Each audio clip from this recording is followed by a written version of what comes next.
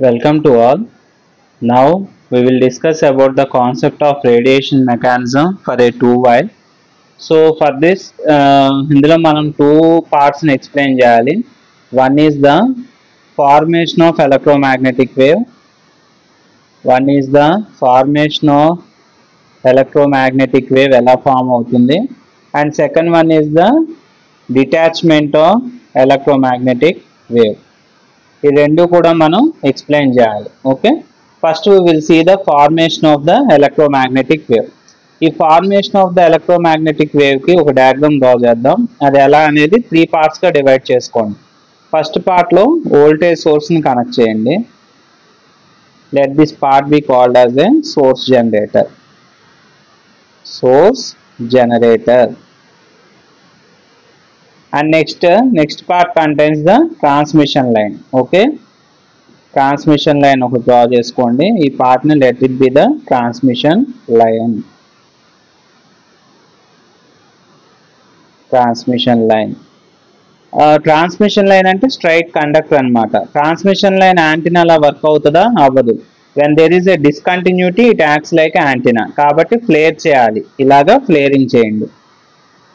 ఇలా ఫ్లేర్ చేయటం వల్ల it acts like a antenna discontinuity ఉన్నప్పుడు. కాబట్టి ఈ డిస్కంటిన్యూటీ అంటే బెండో కర్వో అలాగ మనం డ్రా చేసుకుంటాం. కాబట్టి మీకు ఇంకా పూర్తి ఇన్ఫర్మేషన్ కావాలంటే you can go for the previous video, radiation mechanism of a single wire. Okay, కాబట్టి యాంటీనాను ఫ్లేర్ చేసాం కాబట్టి ఇక్కడ డిస్కంటిన్యూటీ ఉంది. కాబట్టి ఈ part acts like a antenna. Discontinuity ఎందుకు వస్తుంది? ఎలక్ట్రాన్స్ అనేవి ఒక ఫ్లోలో వెళ్తూ ఉన్నాయి. ఇక్కడ వరకు రాగానే వేరే ఫ్లో అనేది వస్తుంది అనమాట. అంటే there is a sudden change in the velocity of electrons. అందుకని మనకు డిస్కంటిన్యూటీ ఉంది కాబట్టి ఇక్కడ దీన్ని యాంటీనా లాగా మనం తీసుకోవాలి. కాబట్టి here diagram is divided into 3 parts: source generator, transmission line and antenna. Okay, general గా వోల్టేజ్ సోర్స్ ఇచ్చినప్పుడు ట్రాన్స్మిషన్ లైన్ అంటే ఏంటి? Nothing but A conductor. Conductor కి సమ్ వోల్టేజ్ ఇచ్చినప్పుడు ఏం ప్రొడ్యూస్ అవుతుంది? ఎలక్ట్రిక్ ఫీల్డ్ లైన్స్ ప్రొడ్యూస్ అవుతాయి. అవునా? These are called as the electric field lines. ఇలా ఎలక్ట్రిక్ ఫీల్డ్ లైన్స్ పాజిటివ్ దగ్గర స్టార్ట్ అయ్యి నెగిటివ్ దగ్గర ఎండ్ అవుతాయి. Again positive and negative. Flare అయినా కూడా మనకి ఇలా వస్తుంది, చార్జెస్ ఇలాగా వస్తాయి. ఇంక ఇలాగా ఫైనల్ గా కండక్టర్ ఇక్కడ ఎండ్ అయిపోయింది కాబట్టి ఫ్రీ స్పేస్ లోకి ఈఎం వేవ్ వెళ్ళిపోద్ది. The impedance is 377 ohms. Okay, ఇది మనకి diagram of the this is a diagram for formation of EM wave. Formation of EM wave. ఇప్పుడు బేసిక్ ప్రిన్సిపల్ చూద్దాం. ఓకేనా? బేసిక్ ప్రిన్సిపల్ ఏంటి? మనం వోల్టేజ్ సోర్స్ ఎప్పుడైతే ఇచ్చామో మనకి కండక్టర్లు ఎవరుంటారు? జనరల్ గా ఆటమ్స్ అనేవి కండక్టర్ లో ప్రెసెంట్ ఉంటాయి. ఆటమ్స్ లో ఏముంటాయి? మనకి ఫ్రీ ఎలక్ట్రాన్స్ ఉంటాయి. అవునా? ఎప్పుడైతే సమ్ వోల్టేజ్ సోర్స్ మనం కండక్టర్ కి ఇచ్చామో ఇందులో ఉన్న ఫ్రీ ఎలక్ట్రాన్స్ ఏమవుతాయి? ఇక్కడ నుంచి ఇక్కడికి మూవ్ అవుతాయి. ఓకేనా? They move from one place to the another place. ఇలా ఎప్పుడైతే ఇలా ప్రొడ్యూస్ అయిందో మనకి ఏం ప్రొడ్యూస్ అవుతుందో? ఆల్రెడీ వోల్టేజ్ ఇవ్వగానే కండక్టర్ కి ఎలక్ట్రిక్ ఫీల్డ్ లైన్స్ ప్రొడ్యూస్ అవుతాయి. దీనివల్ల ఎలక్ట్రాన్స్ వన్ ప్లేస్ నుంచి ఇంకో ప్లేస్ కి మూవ్ అవటం వల్ల ఇక్కడ సర్క్యులర్ గా మనకి మ్యాగ్నెటిక్ ఫీల్డ్ లైన్స్ కూడా ప్రొడ్యూస్ అవుతాయి అన్నమాట. ఓకేనా? ఈ విధంగా. కాబట్టి these are called as a magnetic lines.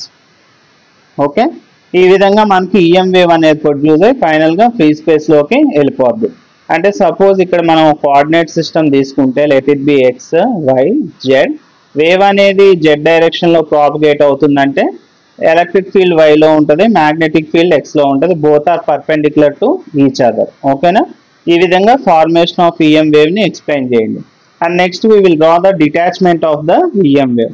Same diagram detachment కూడా, బట్ డిటాచ్ అయినట్టు మనం చూపించాలన్నమాట. సేమ్ వోల్టేజ్ సోర్స్ కనెక్ట్ చేసుకోండి. Let it be the source generator.